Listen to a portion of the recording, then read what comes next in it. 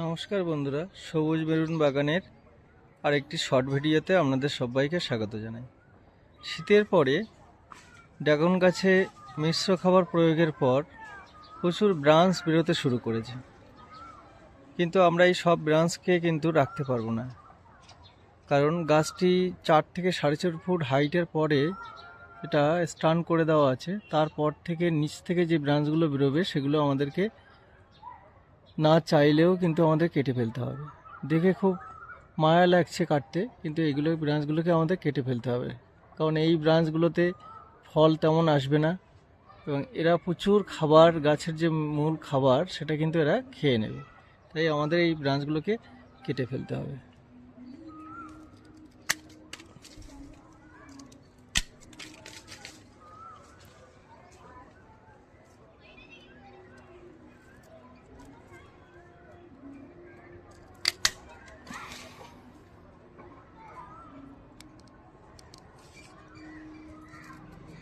এই ব্রাঞ্চগুলোকে আমাদের কেটে দিতে হবে, কারণ এই ব্রাঞ্চগুলোতে কিন্তু ফল আসবে না।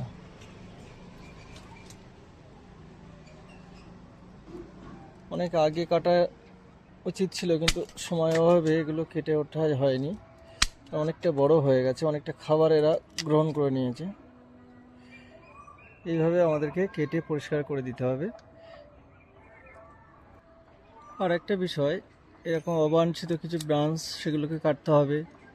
আর কিছু ব্রাঞ্চ আছে সেগুলো মাথাটা ভোঁতা হয়ে গেছে, এর গ্রোথ আর হবে না। এই ধরনের ব্রাঞ্চগুলো কিন্তু কোনো ফল আসবে না ভবিষ্যতে, এবং এগুলো শুধুই গাছের খাবার বা রসদ খেতে থাকবে।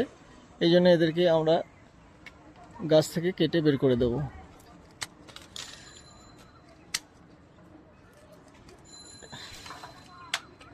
এই একটা ব্রাঞ্চ আছে ভোঁতা ব্রাঞ্চ, এটাকেও আমরা কেটে বাদ দিয়ে দেবো।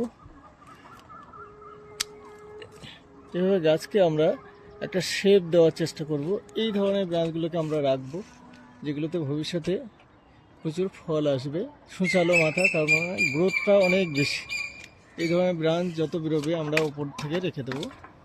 বন্ধুরা, গাছের পুরানো ডাল, 2 বছর বা 2 বছরের বেশি পুরানো ডাল যেগুলোতে ফল হয়ে গেছে, যেগুলো কাঁটা আর নেই, কাঁটাগুলো নষ্ট হয়ে গেছে, ভোঁতা হয়ে গেছে, কারণ কাঁটা না থাকলে সেখান থেকে কিন্তু ফল আসবে না। এরকম কাঁটাযুক্ত নতুন ডালের গোড়া থেকে কিন্তু ফুল আসবে। সুতরাং এই ধরনের ডালগুলোকে আমরা কেটে দেবো গাছ থেকে, কারণ গাছের ভারও কমাতে হবে এবং নতুন ব্রাঞ্চ নতুন করে তৈরি করার জন্য এই ধরনের ডালগুলোকে কেটে আমরা বাদ দিয়ে দেব। তাতে কি হবে, কাটার আগের অংশ থেকে আবার নতুন করে ব্রাঞ্চ বের হবে।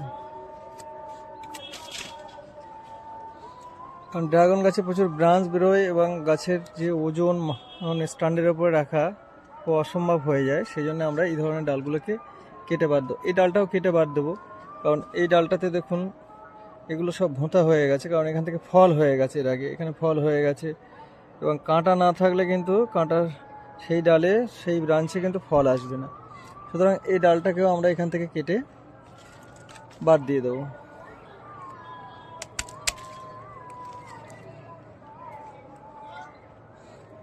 এতে একদিকে গাছটির ভার কমবে এবং স্ট্যান্ডের ওপর ভার কমবে এবং নতুন নতুন ব্রাঞ্চ কিন্তু এখান থেকে বের হবে।